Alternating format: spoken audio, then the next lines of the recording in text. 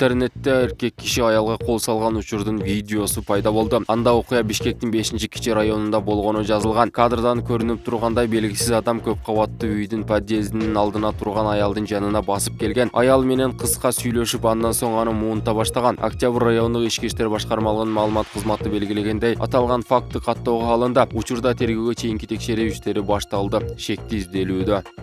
Саламаттыкты сактоо министрлигинин билдиришинче, ооругандардын эң көбү Бишкекте катталды. Андан кийинки орунда Чүй облусу турат. Ушуну менен өлкөдө коронавирус жуктуруп алгандардын жалпы саны 200 миңге чамалады. Оорудан 2893 киши көз жумду. Азыр ооруканаларда 961 бейтап жатат жана 372 адамдын абалы оор, дагы 500дөн ашык кишинин абалы орточо оор. Ал эми үйлөрүндө 4000ден ашык адам дарыланып жатат. Былтыр марттан бери вируска каршы вакцинанын биринчи дозасын алгандардын жалпы саны 1,3 миллиондон ашты. Экинчи дозасын алгандар 1,1 миллионго чамалады. Саламаттык сактоо министрлиги жашы 60тан өткөн адамдарды бустердик дозаны алууга чакырууда. Коронавируска каршы бустердик дозаны алуу аралыгы 4 айга кыскартылган. Мурда бул аралык 6 ай деп белгиленген эле. 3-чү доза менен эмдөө былтыр жыл аягында башталган.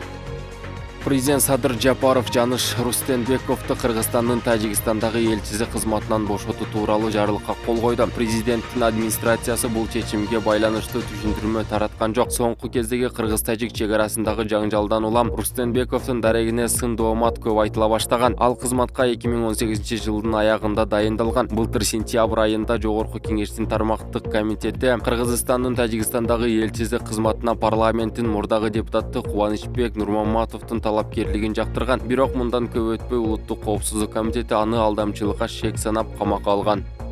Эмил Өскөнбаев Конституциялык соттун төрагасы болуп дайындалды. Тиешелүү буйрукка Садыр Жапаров кол койду. Бул тууралуу президенттин администрациясынан билдиришти. Эмил Өскөнбаев бул кызматка 5 жылдык мөөнөткө дайындалды. Эмил Өскөнбаев 1964-жылы Нарын шаарында туулган. Буга чейин Тянь-Шань райондук сотунда стажер, Кошкор районунда прокурордун жардамчысы, башкы прокуратуранын тергөө башкармалыгында прокурор, Бишкек шаарындагы 1-Май районунда прокурордун орун басары, Конституциялык соттун аппарат башчысы, Паритет адвокаттык компаниянын жетекчиси, Конституциялык палатанын судьясы, Жогорку соттун Конституциялык палатасынын төрагасынын орун басары кызматтарын аркалаган. Конституциялык соттун ага чейинки төрагасы Карыбек Дүйшеев өз каалоосу менен арыз жазып, кызматтан кеткен. Президенттин дагы бир жарлыгы менен ал кызматтан бүгүн алынды.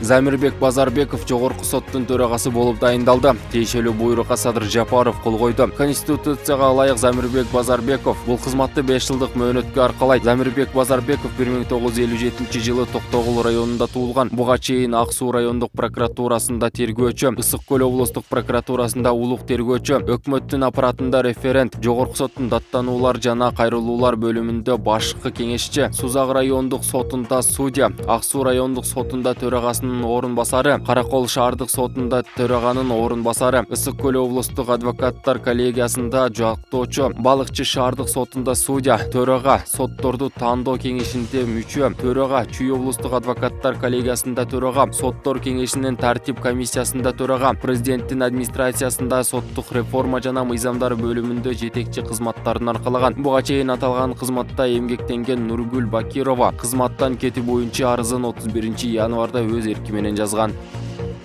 Президенттин администрациясы Садыр Жапаров катышат деген иш-чараларга чакырып, көз боемочулук кылган жана акча талап кылган учурлар көбөйгөнүн билдирди. Анда акыркы убакта аргандай кызматтык адамдардын атын жамынып, шылуундар жарандарга телефон чалып, президенттин катышуусунда дийлген иш-чараларга чакырып жатат. Андан ары ишенимге кирип, алдоо жолу менен акча талап кылышат. Жарандарды сак болуп, шылуундардын мындай аракеттерине алдырбоону жана мындай көрүнүштөргө туш болгондо укук коргоо органдарына кайрылууну суранабыз деп айтылат билдирүүдө. Өткөн айда Садыр Жапаровдун басма сөз катчысы Эрбол Султанбаев анын атын колдонгондордун сак болууну эскерткен.